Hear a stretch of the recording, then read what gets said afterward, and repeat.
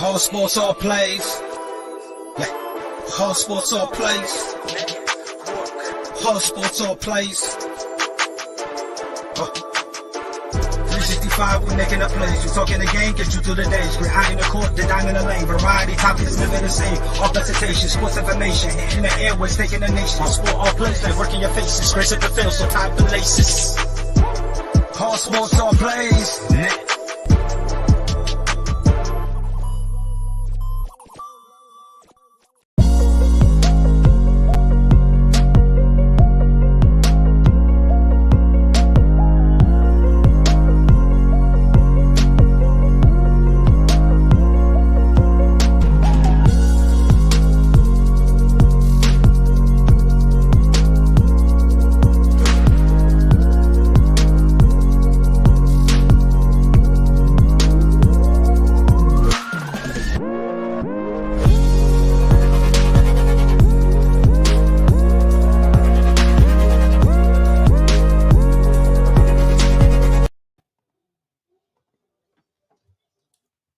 All right, what's up, everybody? Welcome to Easy Money, a sports betting show, Thursday, October 27th, 2022.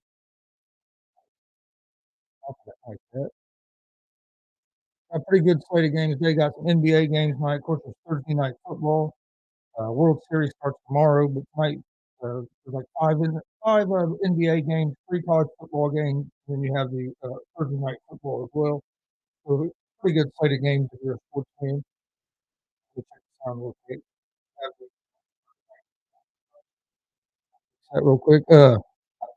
Joined by my dad, Tony Gonzalez. Normal, how you doing, Dad? I'm doing pretty good. What do you think about this Thursday night football game? Ravens and the Bucks. Ravens and Bucks, and the Ravens are favored. Or no, excuse me, the Bucks are favored. I know they're at home, but the way they've been playing. Well, I know. But Baltimore's been struggling the fourth quarter of games as well. That's true, but the Bucks just ain't. I mean, they scored three points last week. If I remember right, but Baltimore's been struggling the fourth quarter of games as well. That's true. Okay, there it sounds better. I think the Bucks only scored 3 points last week against was it Carolina? Yeah, Carolina blew them out. I mean, Carolina, a team that really had been struggling. Baltimore looks like at times to me definitely a playoff team, and definitely maybe even a team that can make it to the division finals or even further at times. Not all the time. But I think if the main thing with them, I think it's their defense. I think if the defense plays well, I think they have a good chance to do well. I think they've got enough offense, even though, like you said, they've struggled in the fourth quarter. But how many times is their defense?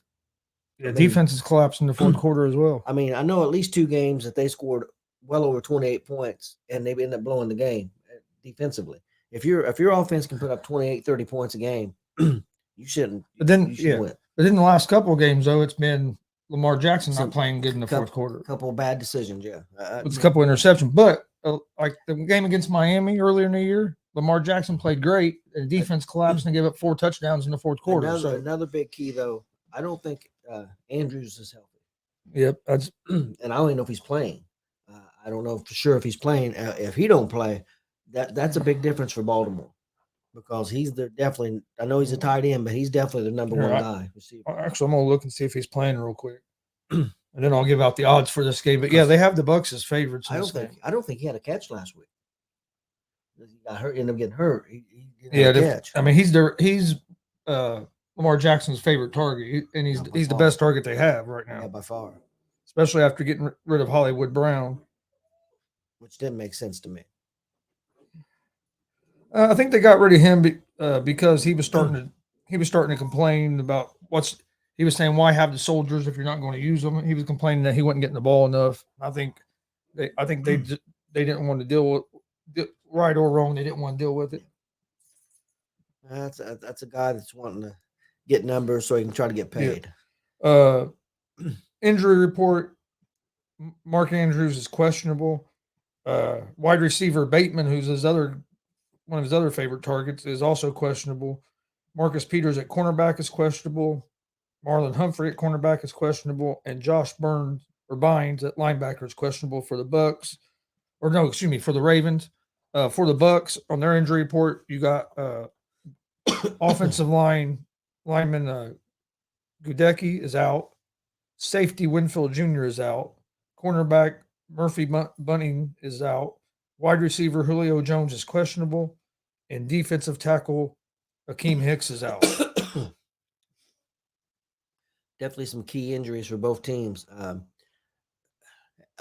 If Andrews don't play, and that's a if he don't play, then the Bucks, you might have to give them an edge. If you look at their passing numbers for the season, Lamar Jackson is 121 for 197 for 1,397 yards, 13 touchdowns and 6 interceptions. Brady is 198 for 296, and that's part of the problem right there. He's already thrown the ball 300 times for just under 2,000 yards, 8 touchdowns, and 1 interception. Rushing yards, the rushing leader for the Ravens is Lamar Jackson with 66 carries for 510 yards and 2 touchdowns. For the Bucks, the rushing leader is Fournette. He has 103 carries on the season for 362 yards and a touchdown. That's one of their problems. They haven't been able to run the ball. They got to get back. Beginning of the season, Fournette was running the ball pretty good, but they haven't been able to get him going. One thing they did get back, Baltimore, I think they got Gus Edwards back. And he had a couple of touchdowns last game and about 68, 70 yards rushing. And that'll help them, especially since they lost J.K. Dobbins again. Yep. Then receiving, their leading receivers for each team for the Ravens is Mark Andrews, like we just talked about. He has 39 catches for 455 yards and 5 touchdowns on the season. And the leading receiver for the Bucks has been Mike Evans with 33 catches for 454 yards and 3 touchdowns. And I don't think there's anybody even close to Andrews on Baltimore's team. I don't think. No, I think Bateman would be the next guy. Yeah, and he's been hurt some as well. So it's a pretty big discrepancy between the two, I believe. Okay, let me get back over here and I'll give the odds for this game. The Bucks are 1.5 point favorites. They're minus 134 on the money line. The Ravens are plus 114 on the money line. Over under for this game is 46.5.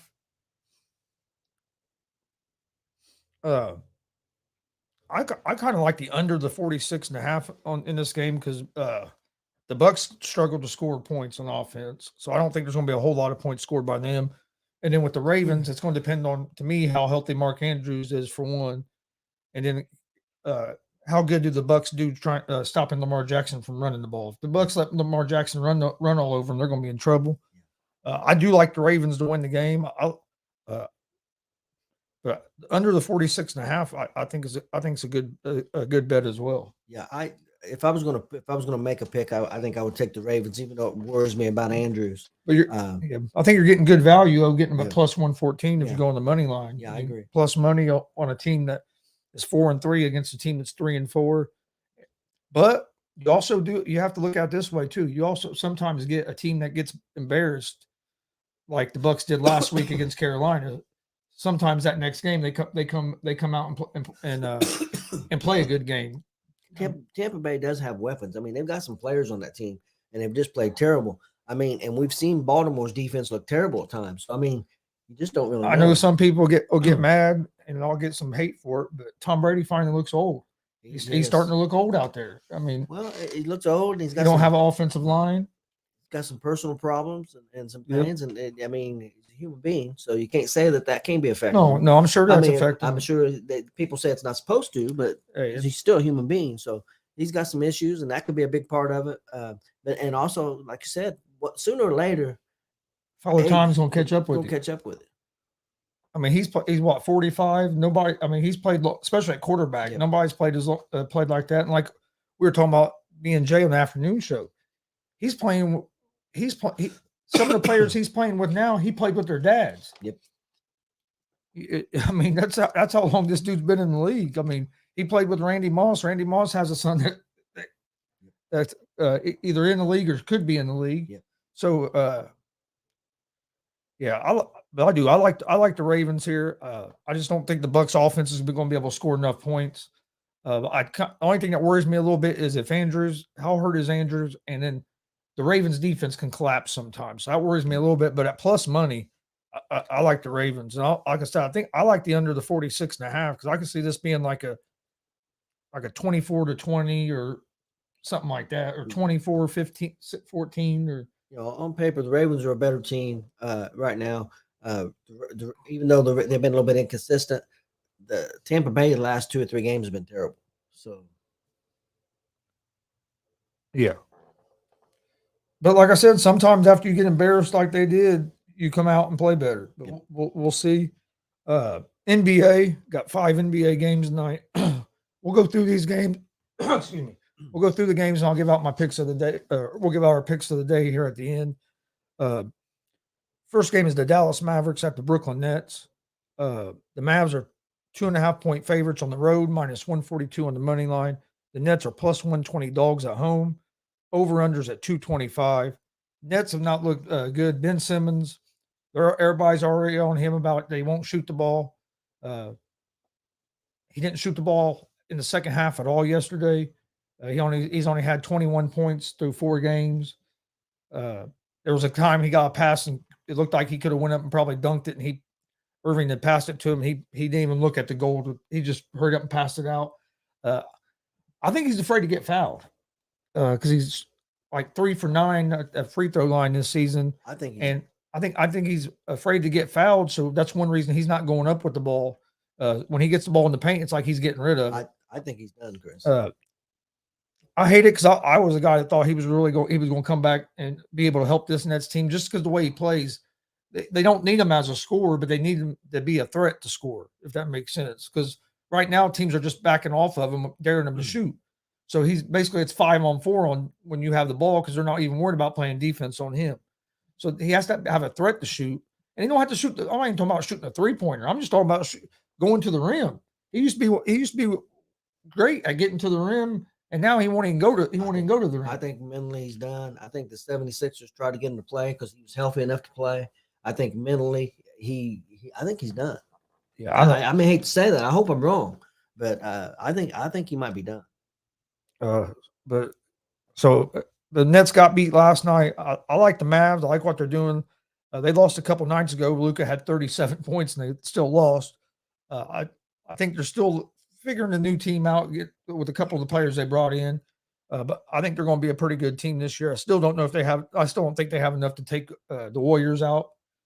But I do like the Mavs against the Nets tonight.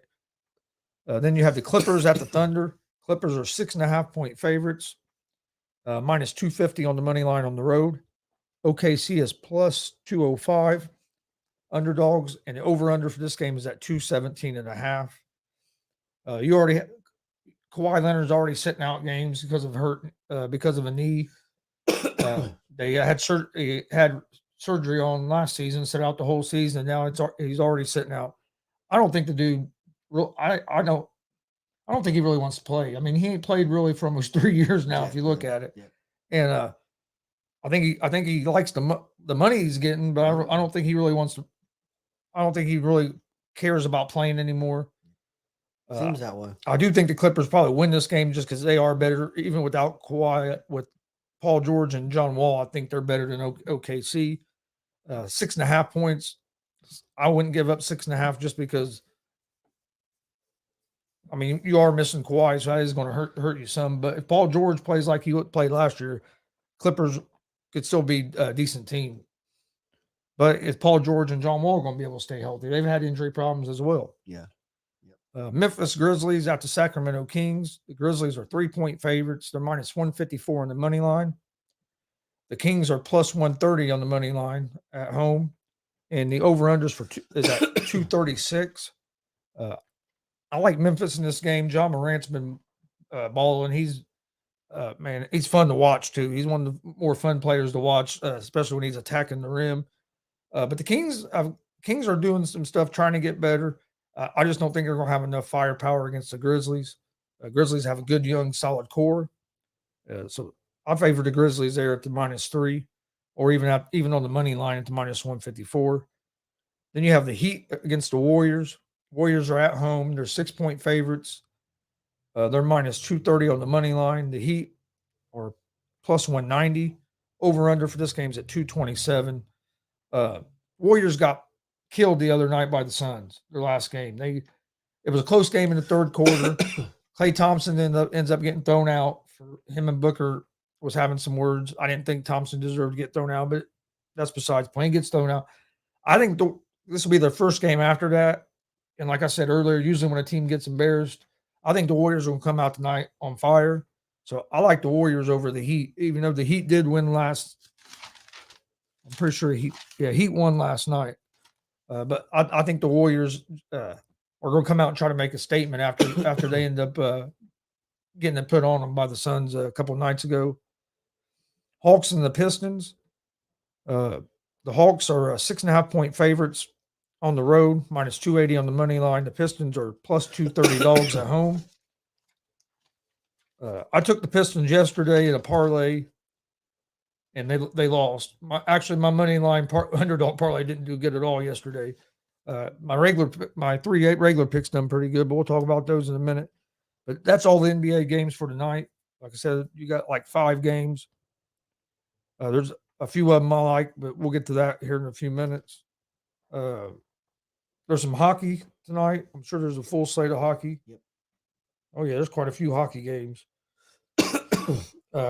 I don't know a whole lot about hockey. I know Dad gave out a parlay yesterday for hockey that hit. Yep. Tonight you have the Panthers at the Flyers. Panthers are minus 1.5 on the puck line, minus 210 on the money line. Flyers are plus 172 on the money line at home, so they're home dogs. The you got the Minnesota Wild at the Senators. The Wild are minus 125 on the money line on the road.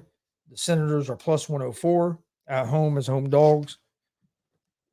Detroit Red Wings at the Boston Bruins. The Bruins are minus 265 on the money line. The Red Wings are plus 210 dogs on the road. Got the Canadians and the Sabres.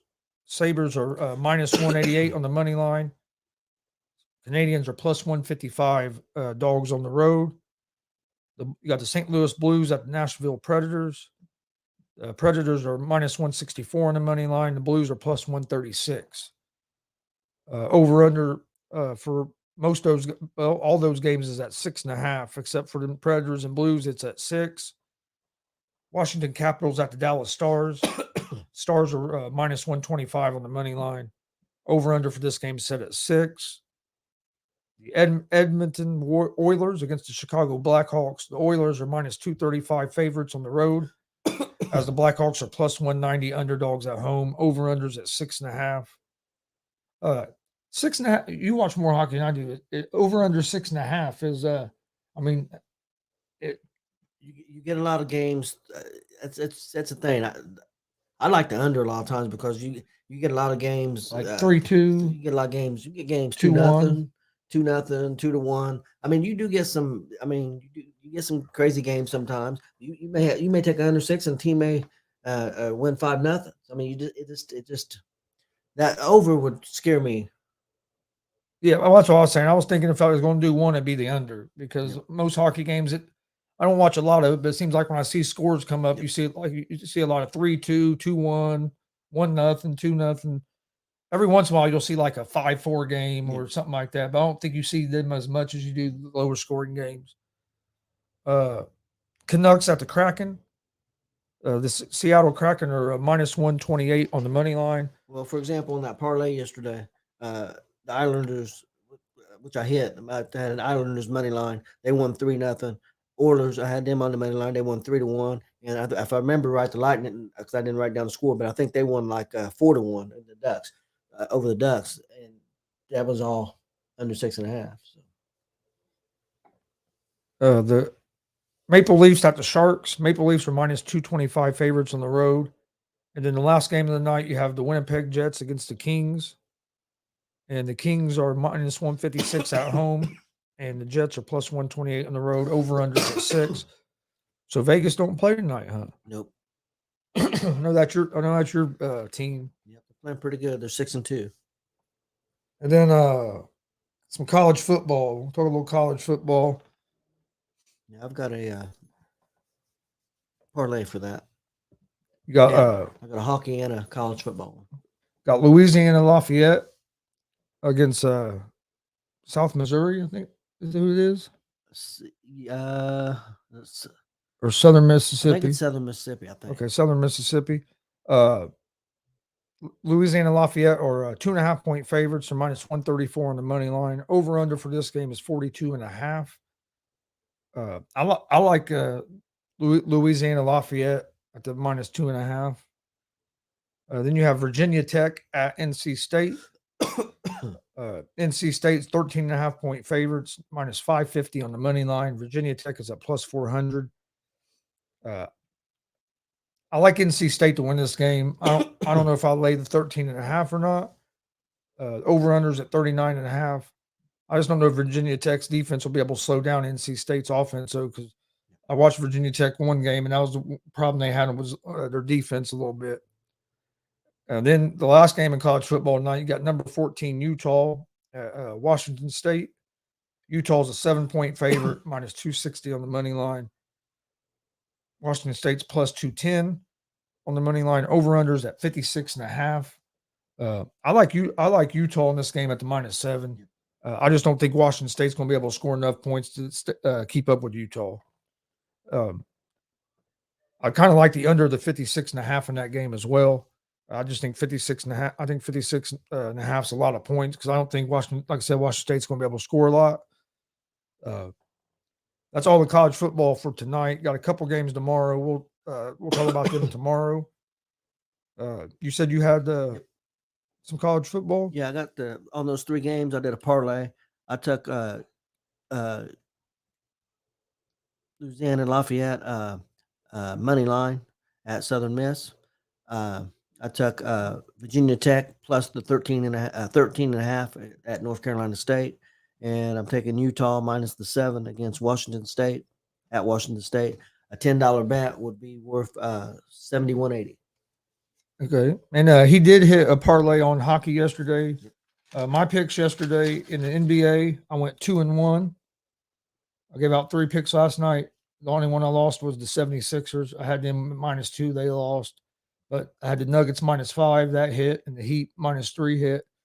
My money line underdog parlay didn't do very good at all. But so I was 2-1 last night in my NBA picks. In college football, I have Utah minus 7 and Louisiana Lafayette minus the 2.5. Or the 2 college football picks I'm going to give out for tonight. You say you had hockey? Yep, I got a hockey parlay.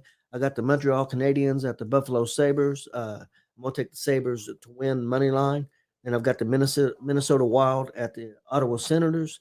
I'm going to take the Minnesota Wild money line. And then I've got the Edmonton Oilers at the Chicago Blackhawks. I'm going to take the Oilers money line to win. And that's a $10 bet would be worth $58.50 or $58.80, excuse me. All right. Then the NBA, I have the Grizzlies minus 3 tonight over the Sacramento Kings, the Warriors minus 6 over the Miami Heat, and the Dallas Mavericks minus 2.5 over the Brooklyn Nets. I think the Heat won last night, but the Warriors are playing the Heat on a back-to-back. Warriors had last night off. The night before they got embarrassed in Phoenix. So I think the Warriors will come out tonight and really play hard. So I like the Warriors there. Grizzlies, I think, are just too much for the Kings. The Kings are still a little bit of a young team finding their way. And then the Brooklyn Nets they've been looking lost. They haven't figured out what role Ben Simmons is going to play with them. So I like the Mavs there at the minus 2.5. And then in the NFL tonight, I like the Baltimore Ravens on the money line. You're getting that at plus money, which is you're getting that plus 114 on the money line. So you're getting good value there with the Ravens. So that'd be my pick for the NFL. Real quick, I wanted to take a look at a couple of these NFL odds real quick before we get out of here. Because we were talking about the Colts game. They got the Colts as 3-point favorites still, even at home, minus 148 in the money line. Over under for this game is at 39.5, so they're expecting a low scoring game, which very could be with the Commanders' offense. The Colts have pretty good defense, and who knows what our offense is going to look like because we're starting basically a rookie quarterback in Sam Ellinger. Washington is plus 126 on the money line. If you take the +3, you're going to have -115. So yeah, what we were talking about earlier, if you take it on money line, it would be worth more. I'm hoping with the Colts that maybe we'll start running the ball a little more, get away from throwing the ball 55, 60 times. Because if Reich has Sam Ehlinger, and I like Ehlinger, I think Ehlinger. I'm not saying he's the answer, but I think he could be a decent quarterback. I really do. I watched him play in Texas a lot. But if you bring him in this game and have him throw 55 times his first game, it's going to look ugly. It's just going to. I mean, I know if you look for people looking outside that don't follow the Colts a lot, and they see the stat line for Ryan and the fumbles and the interceptions, people are going to say it's all his fault and all that, and I understand that. But two guys that follow the Colts quite a bit, just like I read seen an interview with the head coach, and he apologized to Ryan. Said, "We promised you top line offensive line, and promised you the best running game of football, and didn't deliver either one of those two at this point, and then he gets tuck out. So, and as it came out, more comes out about it, we were right. Yeah, it wasn't the coach's decision. They had a meeting. From what I hear, there was a meeting between Ballard, Jim Irsay, and Frank Reich, and Irsay basically, I guess, told him he wanted Ehlinger. It was time to move on. Yeah, I'm on both sides. I think to a certain degree, I think it's now if Ryan's hurt now, okay. But if Ryan wasn't hurt, I think it's too soon to move on. That's my opinion. But by the same token, I'm I split 50-50 because Ryan's not going to be the answer for very long. So yeah, I understand Irsay's point. He's like, hey, we need to find a quarterback. Let's see what we have here. And he's looking is, okay, if Ehlinger comes in and things change, great. We might have found our guy. Yeah. If he comes in and he's not the guy, what's the worst thing that's going to happen? We're going to get a high draft pick next year and maybe be able to get a quarterback. Maybe. I mean, you can go 8-8 and you're going to be middle of the road. Yeah, so. But I mean, maybe. Well, I mean, if Ehlinger's real bad, we might finish way worse than that. So yeah, the problem is we're going to hit the tougher part of the schedule. He's going to hit, and then also we've already lost twice to Tennessee, which is going to make it tough to win the division. And I don't know how we're going to fit. Right now, we're not in terrible shape for a wild card because a lot of other divisions have been just going crazy. There. Say we only win 2 more games this season. Yeah. Oh yeah. Say we don't win any more games. Yeah. I mean, you just never know. You don't know what you. Don't get me wrong. I hope we win because I want to see the Colts in the playoffs. I think we have talent on the team. I don't know if Ehlinger is going to be the right guy, but it wasn't working with Matt Ryan. But it wasn't all Matt Ryan's fault either. Let's say Ehlinger comes in and plays really well. What's the best case scenario? What do you think the record could be? I haven't looked at the whole schedule, but what we play now, 17 games. Yeah, we're 3-3-1. 3-3-1 right now. So best case scenario, I would think win 6 or 7 games. More game. I mean, best case. I'm talking about maybe being 9-8, 10-7. I was gonna say maybe like 10-7. Yeah, 10-7, maybe 11-6, somewhere around there. Yeah, because he's got 10 games left. If he goes 7-3, I would consider that would be really, really successful. What do you think? Oh, especially with the schedule, because they've got a tougher schedule coming up on the back end. So that would be. I think if he goes 7-3, I would say he would probably earn himself as the starting quarterback next year. Yeah. Oh well, yeah. If he goes 7-3, I think they would at least give him a shot. At least start out with him next year and give him a shot. I'm not saying they wouldn't go out. I'm not saying they wouldn't go out and try to maybe move up and get a draft pick. I'm not saying they wouldn't do that, but they got to do something because we have a good defense. Our defense has played their ass off this year. Really, there's only been like one game, first Jacksonville game, they didn't play very good. They played real soft, didn't play very good. Last week I didn't see a lot of the game, didn't see the game, so I don't. But last week they dug Matt Ryan throwing a pick 6, kind of dug him in a hole. 2 interceptions there real quick. Yeah, but the other thing, Chris, is everybody says, "Oh yeah, we got to get a number 1 pick." Ain't no guarantee. No. Oh no. Look how many number 1 picks that don't pan out. Quarterback and other honestly, positions. I'd rather have like the 3rd or 4th pick because Bryce Young's probably going to be the first pick. I'm not sold on him. I like that Tennessee. I like the Tennessee quarterback better. What was Fields? And I mean, who knows what? I mean, we don't know yet if Fields is going to pan out. I think Fields could be good if they get some guys around him. I do, but you never know. But out of the quarterbacks that are coming out, I like that Hooker from Tennessee. That's the guy I like. If the Colts was going to go after a young guy, I like to see maybe move up and try to get him. But I'm not sold on that guy from Alabama. I wasn't sold on Tua either. One thing that Ellinger has, because I watched a lot of Texas, the couple years, and he can run, he can he's mobile. Other thing about him, he is tough. Yep, he's a tough guy. So mentality wise and everything, maybe that's one thing that's missing because I don't think Wentz was tough. I'm not saying that Ryan's not tough, but we're also getting him in the back end of his career too. Yep. Right, and honestly, Ryan hasn't been the same since that Super Bowl loss. And this isn't all Ryan's fault with the Colts. I'm not saying it is. No. He didn't play great, but offensive line didn't help him at all. He was getting killed. We didn't have a run game, partly because Taylor got hurt, and partly because we're not handing the ball off to him. We have Ryan back there throwing 55, 60 times. That's not the formula to win. No, right. Taylor ran the ball 10 times last game, averaged 5.8 yards per carry. You wasn't way behind in the game. Yeah. Why aren't you running the football more? That's on the coaching staff. That is. That's not Ryan's fault. I mean, it wasn't like we was down. Well, that's where goes back to my thing that Frank Reich, he runs the team like he's a coordinator instead of the head coach. Because if there's a head coach there, he's going to be telling the offensive coordinator, hey, we need to run the ball. But he's the guy, he is the head coach. So he gets he gets pass happy sometimes. And he's done it not just this year, he's done it in the past too. I mean, we've seen where Taylor would run the ball 2 or 3 great runs, and you might not see him the rest of that series. We've got 4. We got one great running back. Hines, I don't know if he's a 4-down quarterback, running back, but he's a good, he's talented running back. He's talented. He's got skills. And then you add Lindsey and the rookie Jackson. We've got 4 pretty good running backs, and we should be really using those running backs. I really like that rookie Jackson. He runs the ball hard. He breaks tackles. Yes. He can catch the ball out of the backfield as well.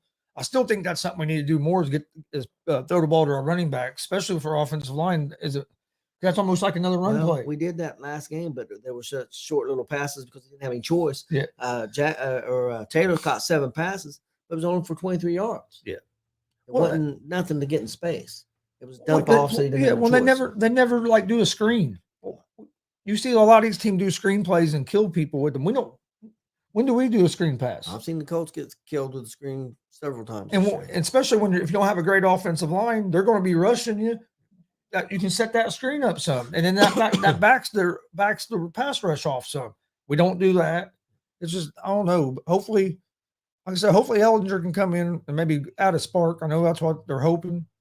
It's going to be interesting Sunday to see. I'm actually looking forward to it just because I want to see it. I watched Ellinger like you did a lot in college, and he's a talented guy. Yeah. I know all the reports on him. You hear great things about him coming out of Indianapolis from some of the guys that cover the Colts. And he looked pretty good in preseason, but we'll see but that's preseason. It's going to be his first time ever playing in regular season. The Buccaneers just came across, so they got 7 guys out and still 1 questionable, Julio Jones. And they're favorites. It don't make sense to me. There's a lot of injuries. But real quick, we'll recap our picks before we get out of here. NFL, I like the Ravens on the money line. NBA, I got the Grizzlies -3, the Warriors -6, and the Dallas Mavericks -2.5. And then in college football, I like Utah -7 and Louisiana Lafayette -2.5. And then I know Dad had a college football parlay and a hockey parlay. His hockey parlay hit last night, so that might be a good option for you. Yeah, my college football one is Virginia Tech plus 13.5 at North Carolina State. Then I have University of Louisiana Lafayette at Southern Miss. I'm taking Lafayette win money line, and then I got Utah -7 at Washington State, and a $10 bet's worth $71.80. Then I have the Montreal Canadiens at the Buffalo Sabres. I got the Sabres money line to win. I've got the Minnesota Wild money line to win at the Ottawa Senators, and then I have the Edmonton Oilers money line win at the Chicago Blackhawks. $10 bet is worth $58.80. All right. Appreciate everybody. We appreciate everybody watching. We'll be back tomorrow at 3 p.m. Eastern with another episode. Well, between 3 and 3:30, somewhere right around there. Depends on how long the afternoon show lasts sometimes. Please hit that subscribe button on YouTube at Gonzo Sports Room. Like and follow us on Facebook, Twitch, at Gonzo Sports Room. Also hit that subscribe button for the All Sports All Plays Network on YouTube. Follow them on Facebook, Twitch, Instagram, all that stuff as well. For the Gonzo Sports Room stuff, I post all of our information on Facebook, Instagram, and Twitter about our shows. So make sure you check that out. Please leave a review on our Facebook page. I'd greatly appreciate that. Tonight at 8 p.m. we have a big interview with Blake Money, pro wrestler Blake Money, right?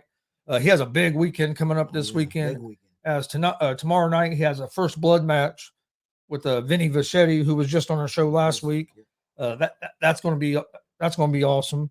And then if that's not a big match, then Saturday night he has former WWE wrestler Heath Slater. He's signed with Impact Wrestling right now. Yes, with Impact Wrestling right now. So that's going to be a big match for him. And he's going to talk about some of his other stuff he has coming up. I think Heath Slater's a tag team champion in Impact with Rhino. I believe they're the new tag team champions. Just won it here recently. So, Blake Wright he's a upcoming guy, real talented, great on the mic. I think he has potential to go a long way in the business. So make sure you join us tonight for that. He's going to talk about them matches and some other stuff he has coming up. If you missed our interview last night, go check it out with Goose and Rooster, the Dirty Birds. Yeah. It was a fun time. It's always a fun time when we have them guys on. They called out the Bulletproof Posse for a match here in November. So if you haven't seen that, go check it out.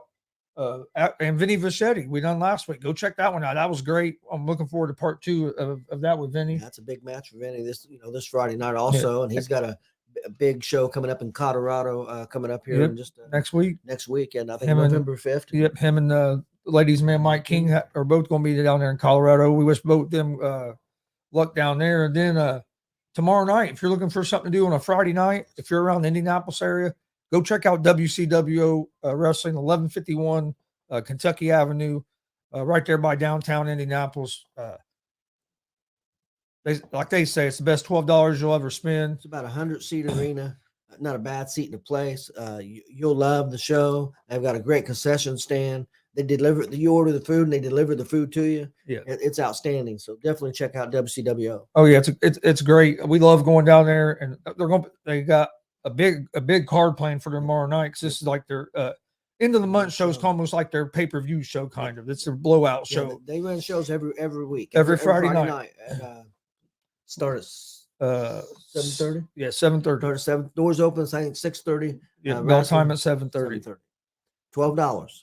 And like I said, front row or wherever you sat, it's all $12. First come, first serve. Like you said, the best $12 you'll spend. Oh yeah, it's an outstanding place to go watch wrestling. Oh yeah, I would recommend anybody go there to watch. Oh, you can't go to a movie for $12 anymore, and you're gonna have 2.5 hours 3 hours of entertainment there.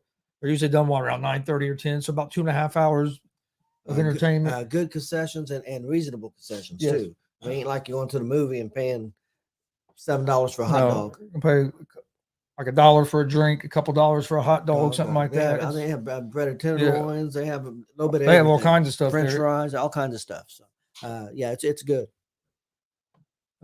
And then I'll be putting stuff out, but I think we're going to do a live watch along Saturday for UFC, and then for the Jake Paul and Anderson Silva fight.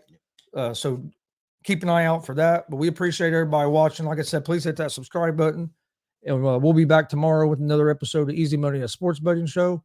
Everybody have a great Thursday, and we'll see you tomorrow. All sports, all plays. All sports, all plays. All sports, all plays. 365, we making a plays. You talking the game, get you through the days. We're high in the court, the dime in the lane. Variety, topics, living the same. All presentation, sports information. In the airways, taking the nation. All sport, all plays, like working your faces. Grace at the field, so tie the laces. All sports, all plays.